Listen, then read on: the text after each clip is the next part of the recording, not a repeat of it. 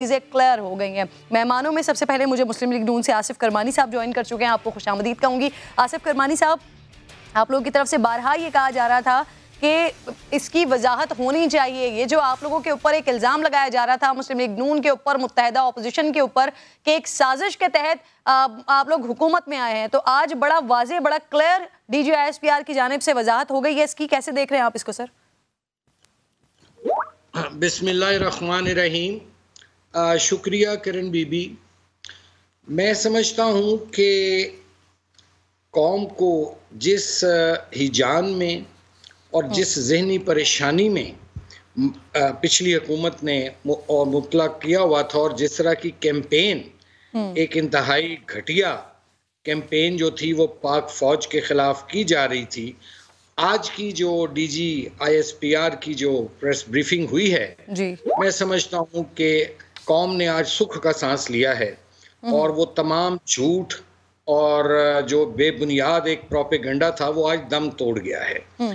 तो सिर्फ मुस्लिम लीग नून ही नहीं, चूँकि देखिए यहाँ पिछले 3.5-4 साल से एक तवातर के साथ लोगों को झूठ बताया जा रहा था, और लोगों को, और फिर कुछ ऐसे भी यहाँ क्या मैं कहूँ कम अकल लोग थे जो कि उस झूठ को सच भी मान रहे थे और उसको फिर आगे प्रोपेगेट भी कर रहे थे। और यहाँ तक नौबत पहुँच गई कि देखिए, मैं ज़ाती तौर पर ये समझता हूँ, और एक एज अ पार्टी के तौर पर भी, कि पाकिस्तान के लिए एक मजबूत और एक यूनाइटेड जो फौज है उसका होना बड़ा ज़रूरी है, जो हमारे खित्ते के हालात हैं।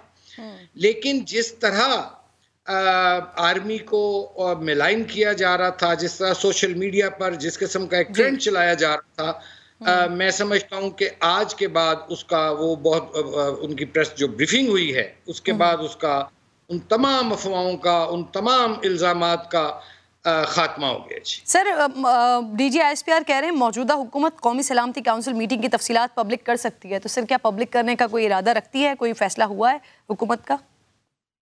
देखिए, DGISPR ने आज बड़ी सराहत के साथ अब उस एलामिये की भी वजाहत की है जिसका कहा जाता था कि ये बहुत कोई बड़ी आलमी साजिश है, और उसको उन्होंने, इस चीज़ को भी उन्होंने डिनाई किया है, और वो अपने एलामिया जो है उस पर वो कायम रहे हैं।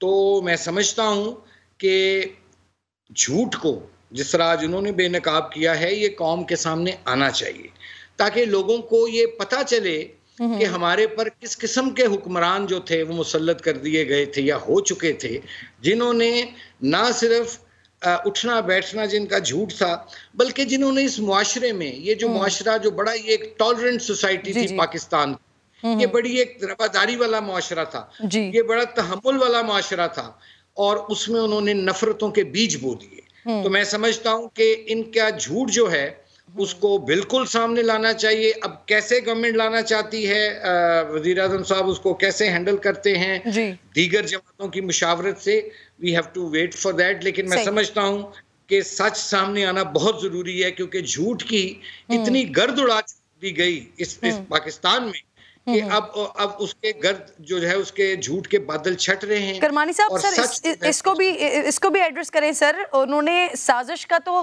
कहा कि उन्होंने कहा कि मेरे ख्याल में तो साजिश का कोई लफ्ज़ नहीं है उस एलामिये के अंदर, लेकिन साथ साथ उन्होंने मुदाखलत के हवाले से भी बात की सर, कि वो जो ज़बान इस्तेमाल की गई है वो मुदाखलत के ही मुतरादिफ है। देखिए किरण बीबी, हम भी चूँकि हुकूमत का हिस्सा रहे हैं, अल्लाह ताला ने अब दोबारा शहबाज शरीफ साहब को जिम्मेदारी दी है। ये जो होती है ना, जो डिप्लोमेटिक कॉन्वर्सेशंस, यानी बहुत जो होते हैं डिप्लोमेटिक कम्युनिटी के लोग एक दूसरे से मिलते हैं, उनके व्यूज़ होते हैं, उनके कुछ ओपिनियंस होते हैं, जिनको हर एम्बेसडर, और ये हर मुल्क में ये ऐसा ही होता है कि वो अपने मुल्क को आगाह करते रहते हैं जी कि मैं फ़लाँ को मिला, उसकी ये राय थी, फ़लाँ को मिला, उसका ये ओपिनियन था। लेकिन और उसकी रोशनी में फिर वो जो रिस्पेक्टिव कंट्रीज़ होती हैं वो अपने मामलात को देखती हैं, समझती हैं। लेकिन ये कह देना कि जी ये अमेरिका ने साजिश की मेरे खिलाफ, और मेरे खिलाफ फलां ने साजिश की जी, ये तो एक तरह, और फिर सबूत कोई नहीं देते। कोई उसको उसको उसके बारे कोई एविडेंस नहीं है। सर ये तो एक रूटीन के सबूत है ना आपके पास सर, सुप्रीम कोर्ट के पास भी तो अब चला गया, अब डिप्टी स्पीकर ने भी असेंबली में रख दिया कि जो चाहे वो